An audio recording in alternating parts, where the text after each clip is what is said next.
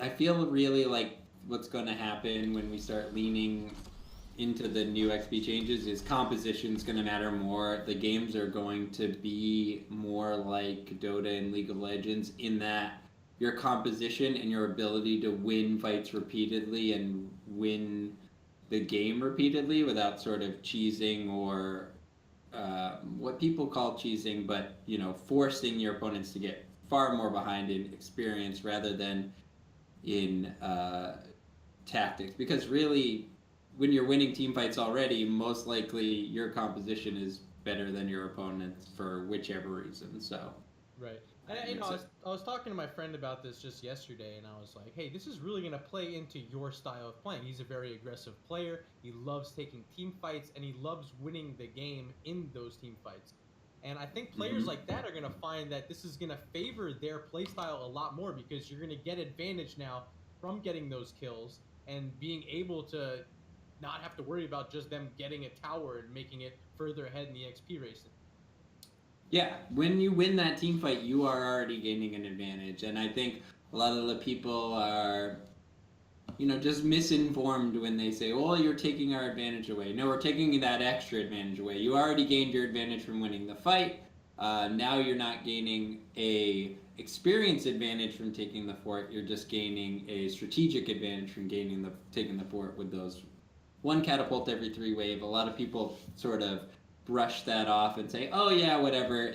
They will be significant. So we've got all our first bands coming through here. Nothing too surprising. Not surprising, but a little upsetting. I want to see some Mal'Ganis. I think we'll see some Mal'Ganis tonight at some point. We will. Also seeing the Maiev band out, the Genji, the Blaze. Definitely nothing to really be shocked at here. And finally, we're going to see our first pick of this match. And there's still plenty up, especially these supports right now. Tyrande and Whitemane are options I'd imagine we're going to see in this first half of the draft here. Yeah, and something I've noticed about the game these days that just makes me really happy about the health of the meta is how many power picks there truly are, how power picks sort of shape the compositions, and how we are all talking about is it time for 2 bands, and I'm already looking at it going like 2 bands at the beginning, or the 2 bands at the beginning is not enough. There's still so much stuff up once 4 heroes are banned out, and we see that we have Garrosh and a Thrall Tyrande on the back end. Thrall, that's a high priority, I gotta say. Yeah, I'm actually surprised to see him that early. The Tyrande not quite as much of a surprise for me, but how will Thrall be utilized here by TIAA? Is this going to be a Crash Lightning in the 4-man, or are they just going to send him up to the solo? I don't see too many players going Crash Lightning, so I'd assume it's just going to be Echoes of the Elements. We'll see. There's the Whitemane, so both those supports, as I mentioned, were picked in this first half. Going to pair it with the Yrel, our team muted. I gotta say, if you're ever gonna pick Crash Lightning, it's gotta be on Volskaya, right? You have a point that is up for an insane amount of time, and there's no creeps at all anywhere near any of the objectives. So if your Chain Lightning's bouncing, it's definitely bouncing to heroes. Uh, Interested to see that. I really think it's more about the Earthquake or maybe Sundering control over the area and just his ability to be a strong offlaner in this on this map. And we have a hammer ban, so definitely not wanting to deal with getting through a Garrosh and a Yrel to get to a hammer, and I do not blame them for that. That sounds like an absolute nightmare. Yeah, these are some pretty big warriors for the front line here. Garrosh, obviously very annoying to play against when you're in that melee range. And Yrel, able to leap right onto the back line, so if you're up front or you're in back, you got someone to worry about on both ends there.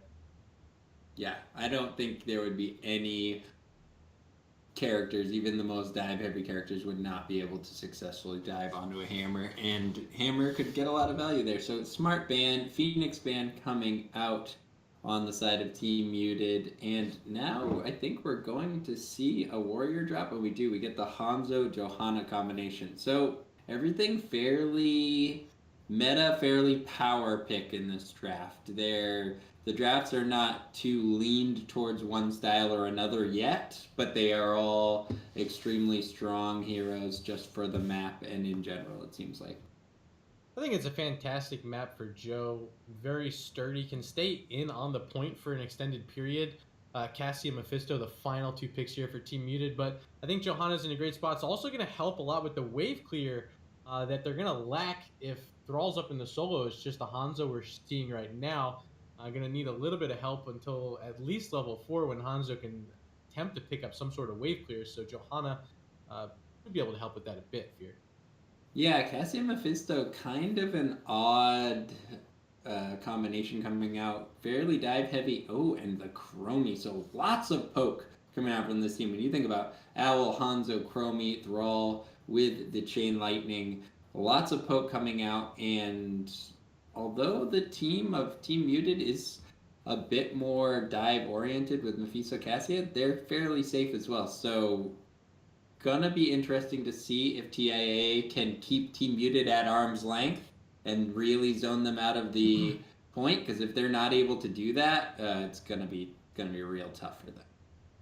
All right, so chat, let us know what you guys think. You see the drafts here in front of you, TIAA and the blue, Team Muted in red. Throw your votes out in chat. Let us know who you think. Hashtag TIAA if you want to vote for them, or hashtag Muted if you're voting for Team Muted. We'll tally up the votes sometime during the match, let you guys know. But if I had to look at these, I'm kind of intrigued by this Chromie comp. A lot lighter on the front side with just the Johanna. But they could have the tools to get it done here. Yeah, when you think about it, it's just Johanna into Yrel, Garrosh, but Cassie and Mephisto are very sort of frontline oriented as well, so it is going to be interesting to see if Jo can control the area that she needs to. Alright, so we are heading into a draft, or excuse me, into game number 1 here after the draft. And on the left-hand side, it's TIAA. We got Legacy on the Tyrande Treebeard here, sporting the Chromie. Corgi Booty, my main man, playing the Thrall. We got Fancy Pants on Hanzo. And rounded it out, you might have come here to see him tonight. It's Shot on the Johanna. And on the right side, we have Team Muted. We have Kroven playing the Cassia, Kubiko on Mephisto, AEDS playing Garrosh, Soramir on Yrel, and Slitherine playing Whiteley. Good old Silthrink hanging out here. Whitemane, I love this skin because you get to ride a broomstick. Why wouldn't you want to ride a broomstick? There she goes. That's amazing.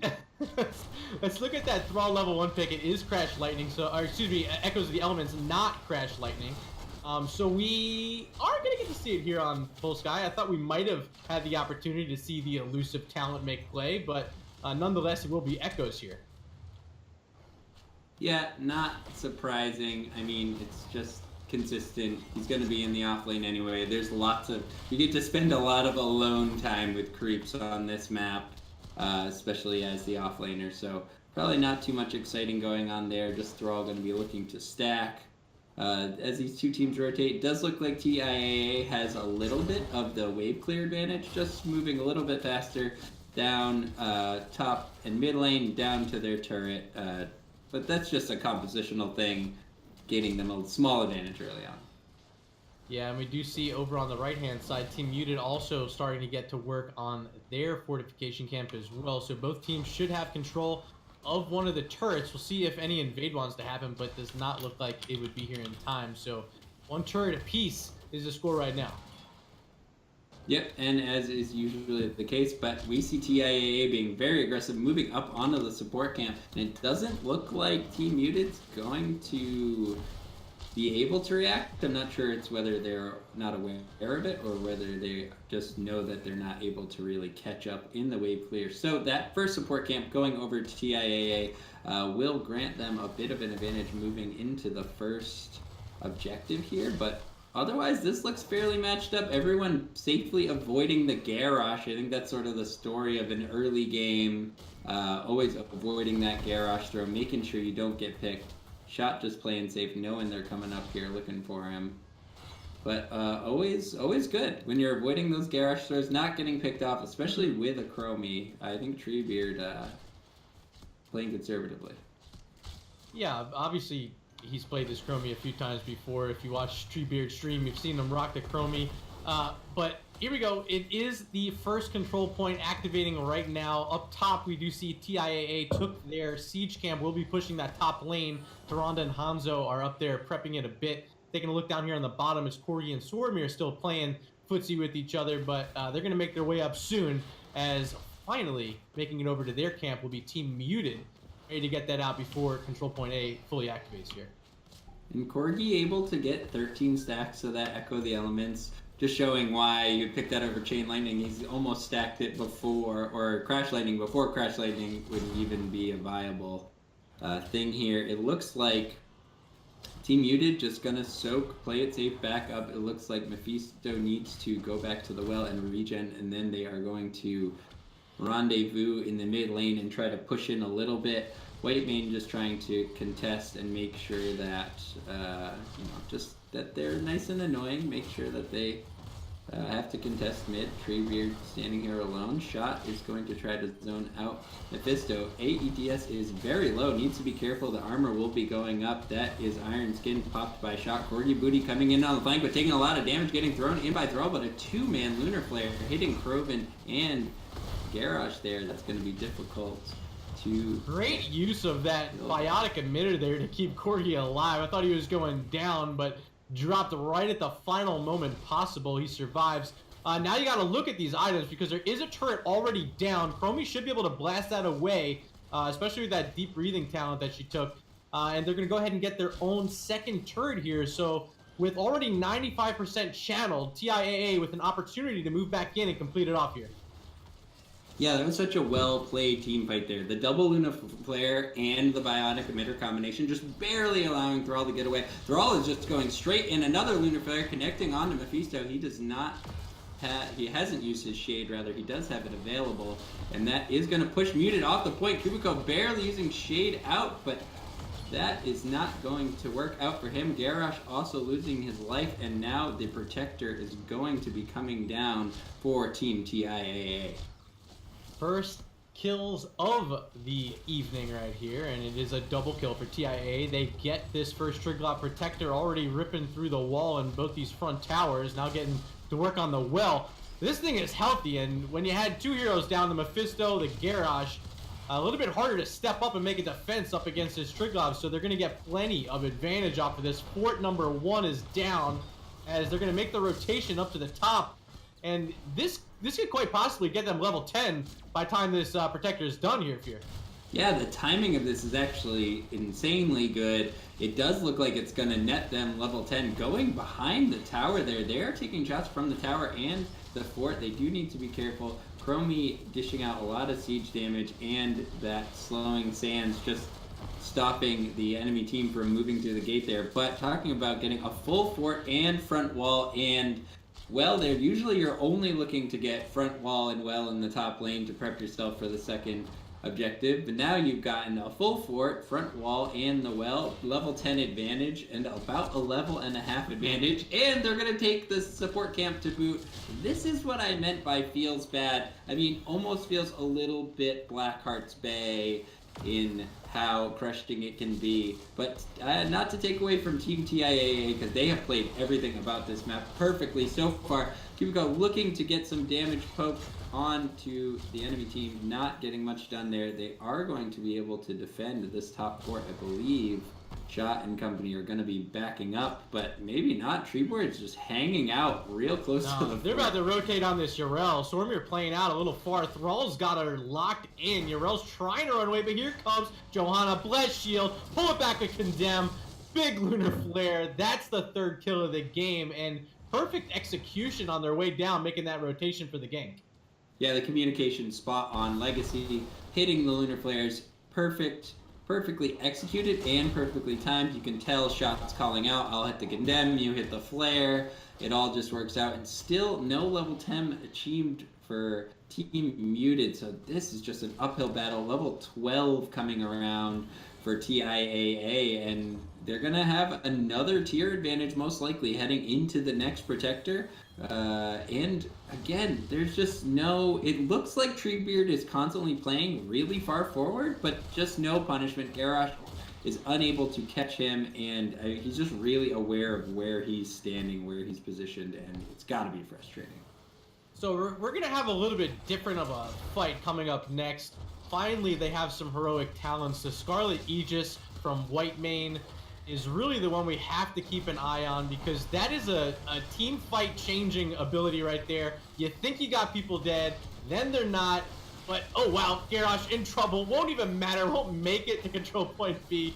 That's going to be a kill. And definitely once his fort's down, we're looking at level 13 and that tier advantage yet again here for TIAA. This Garrosh is just getting shredded. Usually you don't see a Garrosh get shredded like that unless there's a Tychus or a Malthael present. But the raw Chromie damage, along with the armor reduction from Tyrande, is just absolutely shredding him. It's wild. It's really crazy to watch in these team fights. He comes up on a flank as a Garrosh would do to try to get the good throw in on Tyrande, and he's dead by the time he gets to the enemy team. It's tough to watch. 15 seconds away from control point B. With the 13 tier advantage, TIAA looking to pick up their second protector of the game. They got Thrall down in the bottom, trying to match Yrel Soak for now, but doesn't know where the rest of their team is, and Corki making a very safe rotation here, wisely so by this veteran player, going to make his way up to the top to join his team, and now showing at mid is Team Muted, so they have full vision of where they're at. But anyway, in this point right now, Fear, you have a couple camps available. The biotic emitters there, you have a couple spawning. The siege camp should be soon, especially this one on the side of Team Muted. I love the aggression getting this biotic emitter, and now you're really putting your opponents in checkmate. You got two of these emitters, two turrets. How are you getting in here right now? You're not. It's actually impossible. The only thing that Team Muted could do is try to find a pick, but that's been their strategy for the entire game, and they've been completely unable to do it.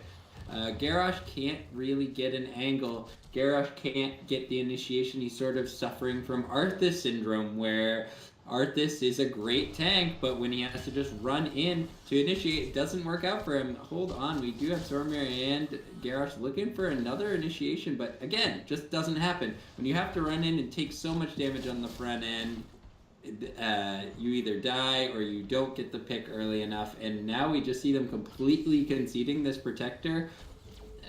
They are going to probably be able to hit level 13 for the defense, but whether or not they'll be able to defend this keep and possibly the game or remain to be seen. Really, TIAA, I think, is looking for blood here. Yeah, they're definitely trying to get this keep right now. They're moving in. Ooh, Dragon's Arrow gonna whiff there onto Cassia. Krobin survives for now. Still items in control of all of these heroes for TIAA. See if they want to drop them here, save them a little bit later, but there is the first turret down. Going to soak up some of those tower shots coming in from this keep. As the minion wave approaches, they will get the first keep of the game down, and now trying to push him back is ADS, but not going to happen. There's a big Valkyrie pulling in Thrall, drops his Earthquake and gets more blood. Garrosh is just inches from Hanzo there. I can see him reaching out his hands, and he just barely misses, throws the creep in, pays the ultimate price, and that's sort of the story of this entire game. Just frustration for Garrosh, no ability to close the gap. I feel like if that Garrosh had somebody enabling him, helping him out, but even the Yrel wasn't enough. TIAA sort of rolls over Team Muted here and just goes right to the core. 11 minutes, 30 seconds in with the second protector. Very well played.